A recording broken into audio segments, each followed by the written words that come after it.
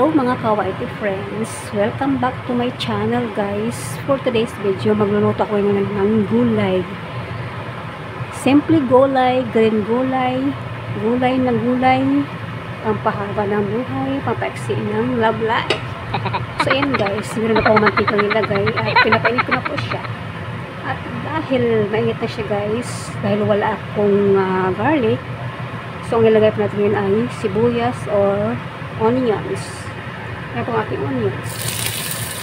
Chop onion po guys ang aking nilagay dahil wala po akong nabiling garlic. So ayan.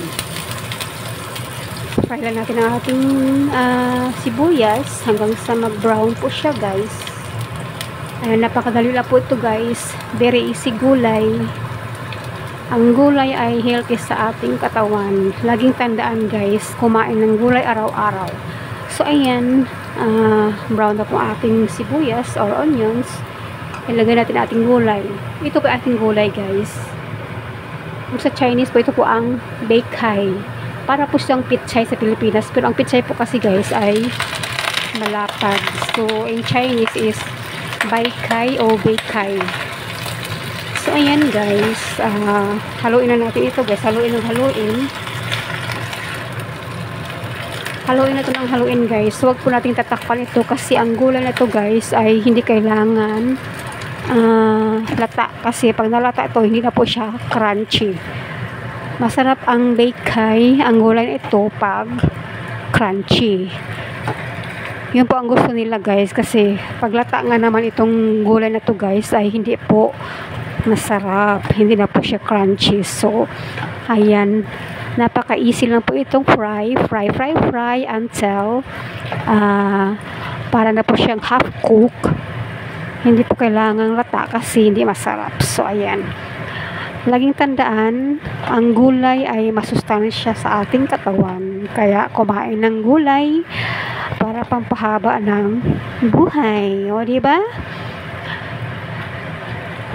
Kasabihan nga ni Lady Girl Channel, ang gulay ay pampahaba ng buhay, pangpaiksi ng love life. Char.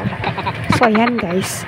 Sa mga friends ko dyan, whitey friends, ayan, kumain ng gulay para humaba ang inyong love life. Charot.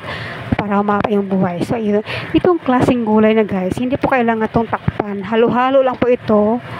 Halo-haluin hanggang sa tingin nyo ay medyo luto na. So, lagyan natin, patakan natin ito guys ng light sauce. Ayan si light sauce. Ayan, konting patak lang ha. At lagyan natin siya ng syempre, oyster sauce. Ayan. Kabisado ko na ang timpla. So, hindi na kailangan i-measure pa ng kutsara. At taktakan natin ng black pepper. Syempre. At dahil 8 years na po ako naluluto ng ganito, so alam ko na po ang lasa ng tansado ko na po yung sa Tagalog tansado. So ayan guys, halo-haloin na ng konti. Ay, tumalon yung isa. So ayan guys, konting halo lang siya.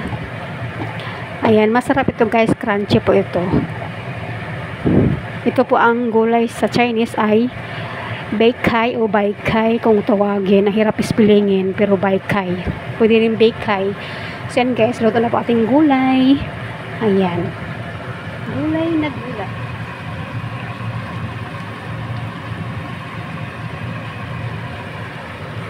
Konting kulo lang po guys. And that's it. Okay guys. That's my video for today. Very easy and simple gulay. Thank you so much for watching. Love you. Bye.